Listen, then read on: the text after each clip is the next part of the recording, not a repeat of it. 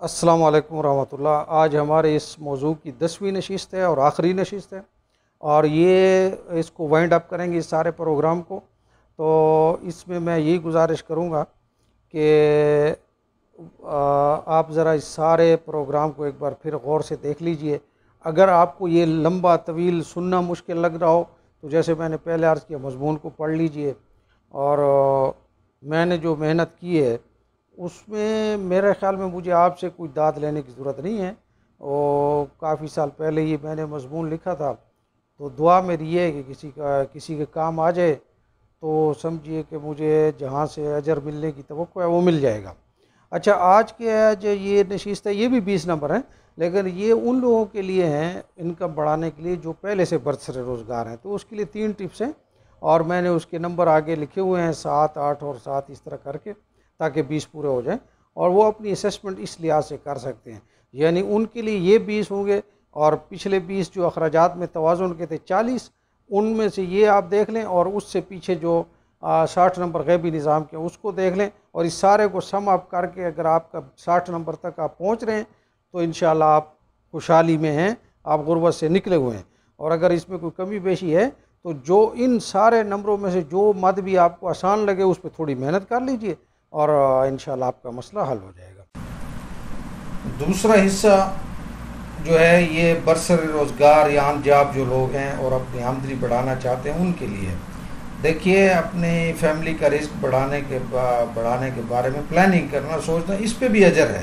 مولانا اشرف علی تھانوی صاحب نے کہیں پر لکھا ہے کہ یہ جو لوگ کہتے ہیں کہ دین کی فکر میں 1 گھڑی کا سوچنا 70 سال کی عبادت کا ثواب ہے، یہ تو اپنے حلال ذرائع آمدن کو بڑھانے کے بارے میں فکر کرنا، اس پہ 70 سال عبادت ہے، 1 گھڑی کا سوچنا دین کے لیے تو شاید اس پہ بہت زیادہ اس سے بھی اجر ہو۔ تو اب اس میں آپ نے جو لوگ بڑھانا چاہتے ہیں اپنی آمدنی، ان کے لیے 3 سٹیپ ہیں۔ سب سے پہلے پلاننگ کرنا ہے، جس کے 6 نمبر میں نے رکھے ہیں۔ دیکھیے، اپنے کاروبار کو، بزنس کو وسیع کرنا ہے، یا آپ کو کسی خسارے سے رسک ہے، اس سے بچنا ہے، ان نون رسک ہے، تو اس کے لیے آپ اپنے مستقبل کی پلاننگ کرتے ہیں۔ اس کو رسک اسیسمنٹ کہتے ہیں۔ یہ بڑی اہم بات ہے۔ اب دیکھیے، مثلا قرآن پاک نے ہم کو یہ بتایا ہے کہ حضرت یوسف علیہ السلام نے قحط سے نمٹنے کے لیے 7 سال تک اناج ذخیرہ رکھنے کی فیزیبلٹی بنائی تھی، یہ ایک قرآن نے بتایا۔ پھر ذوالقرنین کا سورۃ کہف میں کہ یاجوج ماجوج سے بچانے کے لیے ایک دیوار بنائی۔ اسی طرح جو ہے نا، حضرت خضر اور حضرت موسیٰ علیہ السلام نے یتیم بچوں کی فائنانشل سیونگ کی خاطر ایک دیوار بنائی تھی۔ حتیٰ کہ قرآن نے یہ بھی بتایا کہ چونٹی نے بھی اپنی ڈیفینس پلاننگ کی تھی کہ کہیں سلیمان علیہ السلام کے لشکر کے نیچے نہ آ جائے۔ تو اس لیے یہ جو حدیث کا جملہ ہے نا کہ آپ کو صبح کا مل جائے تو شام کی فکر نہ کر، یہ جملہ اس کی اپنی ایک ایکسپلینیشن ہے، اسے عام اپنے حالات سے خلط ملط مت کیجیے گا۔ تو بہرحال سب سے پہلے پلاننگ آپ کریں گے، اور اگر آپ پلاننگ کر رہے ہیں تو 6 نمبر اپنے لگائیں اس کے، اور اس میں یہ ہے کہ اگر آپ نے پلاننگ کے بارے میں سوچ لیا ہے کہ میں نے پلاننگ کرنی ہے تو 1 نمبر یہ ہے، پھر بیٹھ کر اس کو لکھ لیا ہے تو 2 نمبر ہو گئے آپ کے، اور پھر اس کے ساری فیزیبلٹی رپورٹ آپ نے تیار کر لی ہے، اور اس کے لیے مشورے وغیرہ شروع کر دیے، تو اس طرح اپنے نمبر آگے بڑھائیں۔ اس کے بعد جو ہے عملی اقدامات ہیں، آپ نے جب پلاننگ کر لی ہے تو آگے سٹیپس لینے ہیں، اس کے 8 نمبر ہیں۔ تو اس میں آپ سوچیں عملی اقدامات اپنی آمدنی بڑھانے کے لیے کیا کیے جا سکتے ہیں۔ پہلے میں نے عرض کیا کہ فصلوں کی جگہ باغ لگائے جائیں، نیم سبز پہاڑیوں پر جو ہے وہ زیتون لگائے جا سکتے ہیں، جیسے آج کل لگا بھی رہے ہیں، اور نیم صحرائی میدان جو ہیں، بالکل صحرائی اگر نہیں ہے تو اس میں لیموں کی کاشت جو ہے نا، یہ زرعی فیلڈ میں بہت منافع بخش ہے آج کل۔ میں اپنے علاقے ڈیس مل خان کی بات کروں تو شیخ بدین ہے پیزو میں، وہاں پہ زیتون لگایا جا سکتا ہے۔ اس طرح ہمارے علاقے پہاڑ پور ہے، اس میں لیموں کاشت کیا جا سکتا ہے، بلکہ ایک علاقہ ہے ہمارا سنگڑا، اس میں کلومیٹرز کے حساب سے لیموں لگا ہوا ہے، اور یہ آج کل آنے والی مارکیٹ جو ہے خاص طور پر میک اپ وغیرہ، اس میں یہ نیبو جس کو لیمو کہتے ہیں، اس کی بہت بڑی ڈیمانڈ ہوگی لیمن کی۔ تو آپ اپنے تجارت کو آپ اپنے اگر بزنس کو بڑھانا، یہ تو زراعت کی بات تھی، بزنس کو بڑھانا ہے تو زمانے کی ڈیمانڈ کو دیکھیے، جب زمانہ بدلتا رہتا ہے، اس میں میٹیریل سے زیادہ جو ہے نا آپ کی ذہنی صلاحیت کا کمال ہے کہ آپ کیا کر سکتے ہیں۔ مثلا ہمارے نبی صلی اللہ علیہ وسلم کو پرانے ایکسپیرینس تاجر نہیں تھے، پہلی بار یہ حضرت خدیجہ بی بی کے کھجوریں لے کر ملک شام کی منڈی میں گئے تھے. لیکن یہ تو ذہانت کی بات ہے نا کہ ان کے ساتھ کے پرانے تاجر کیسے بیچتے تھے اپنی کھجوریں, اور انہوں نے پھر کیا اس میں انوویشن کی ہمارے نبی نے کہ آپ نے تجارت کا ماڈل اچھا ہو گیا, ان کو منافع پروفٹ زیادہ مل گیا. وہ کیا کرتے تھے پرانے تاجر کہ کھجور کے ٹوکرے میں ہلکی کوالٹی والی کھجوریں نیچے چھپا دیتے تھے اور اچھی والی اوپر ڈال کر بیچتے تھے, جیسے کہ آج کل بھی کرتے ہیں.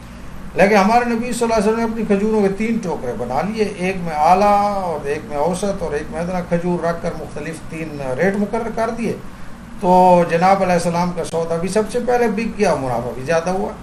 تو یہ آپ نے اپنے عمل اقدامات کا سوچنا ہے. اس طرح اگر آپ نوکری کر رہے ہیں تو اپنی آمدنی بڑھانے کے لیے 2 کام کیجیے. ایک تو یہ کہ ہر وقت اپنی ڈیوٹی اور سیلری کا کمپیریزن نہ کرتے رہا کریں, بلکہ اپنی ڈیوٹی کو اپنا ذاتی کام سمجھ کر پورے اخلاص سے اس میں جدت بھی پیدا کریں اور مہارت بھی پیدا کریں. تو اس کے آپ کو بہترین نتیجے نکلیں گے. اللہ تعالیٰ مجھے بھی اس کی توفیق دے. کہنا آسان ہے, لیکن اس کو اگر آپ کریں گے بغیر اس کے کہ مجھے سیلری کتنی ملتی ہے, تو پھر اس کا نتیجہ کیا نکلے گا. ہمارے نبی صلی اللہ علیہ وسلم نے اپنی نوکری کو میں جب نوکری ان کی تھی تو کام اتنی لگن سے کیا اپنا سمجھ کر کہ اللہ نے سارا بزنس ہی ان کی ملکیت میں دے دیا. اچھا, دوسرا نوکری و پیشہ حضرات یہ کر سکتے ہیں کہ پارٹ ٹائم جاب اپنی کر سکتی ہے جس میں اوقات کی پابندی نہ ہو, اپنے وقت میں اپنی نوکری کریں. اس کے بعد جیسے بڑے شہروں میں کریم اور اوبر ٹیکسی چلا رہے ہیں, بہت سارے ماشاءاللہ پڑھے لکھے لوگ بھی چلا رہے ہیں, یا پاکستان بھر میں پراپرٹی ڈیلنگ کا کام بھی لوگ کر رہے ہیں ساتھ ساتھ اپنے دفتر کے ساتھ ساتھ. گھر کے اندر جو خواتین ہیں وہ انٹرنیٹ کو اپنی آمدن کا ذریعہ بنا سکتی ہیں. اس کے بارے میں ساتھ کرتے ہیں, تو اس کے میں 8 نمبر رکھے ہیں. تیسری بات یہ ہے ڈسپلن.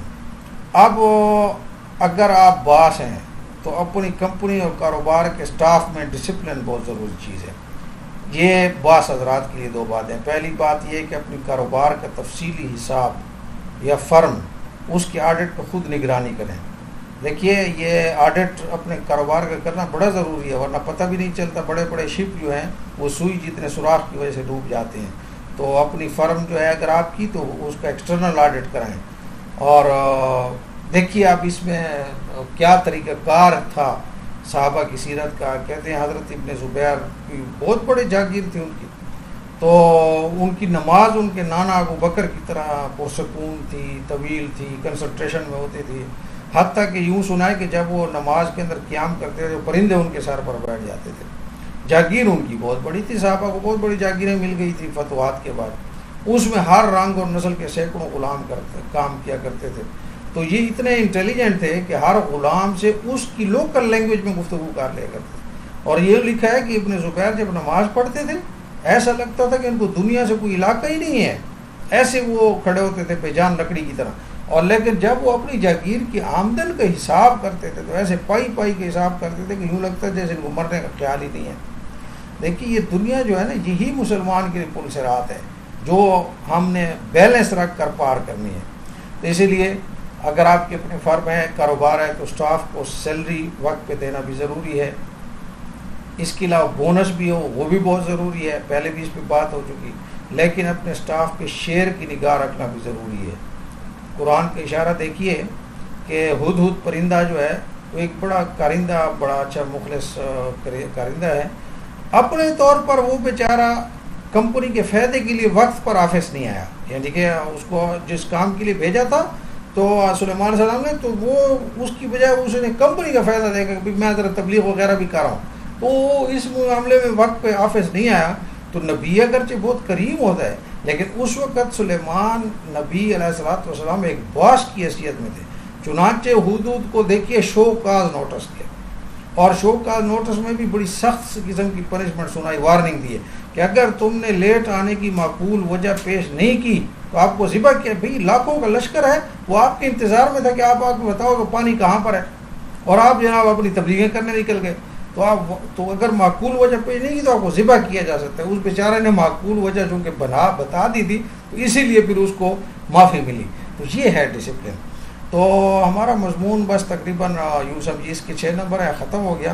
اب آپ اس کی سمرائزیشن بس آخر میں دیکھ لیجئے کہ ہم نے یہ مضمون لکھا غریبی سے نجات پائیں, اور اس کے جو ہے ہم نے 2 حصے کیے تھے.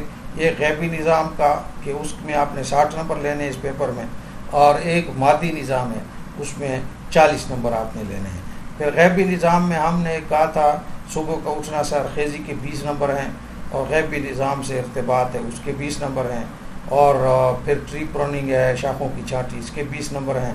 تو یہ آپ اپنے اس حساب سے اپنے نمبر لگائیں کتنے بنتے ہیں۔ میں نے آپ سے عرض کیا تھا کہ میرے یہاں پہ تقریباً اس میں 20 ہی نمبر بنتے ہیں، کیونکہ صبح اٹھنے کے 20 ہیں اور باقی 10 مہینے لگے ہیں۔ جو مادی نظام ہے اس میں دو چیزیں تھیں، ایک اخراجات میں توازن تھا اس کے 20 نمبر ہیں، اور دوسرا ہے آمدن کا بڑھانا، اس کے 20 نمبر۔ اخراجات میں توازن تو خیر سب نہیں کرنا ہے، چاہے آپ کے نوکری پہ لگے ہوئے ہیں یا نہیں لگے ہوئے، لیکن آمدن کا بڑھانا میں پھر یہ تھا کہ بھئی اس کے دو چیزیں ہیں۔ خیر اخراجات میں توازن کس مد میں کرنا ہے تو اس کی 5 چیزیں ہم نے کی تھی، روٹی، کپڑا، مکان، تعلیم اور فنکشن، ہر ایک کے 4 نمبر ہیں۔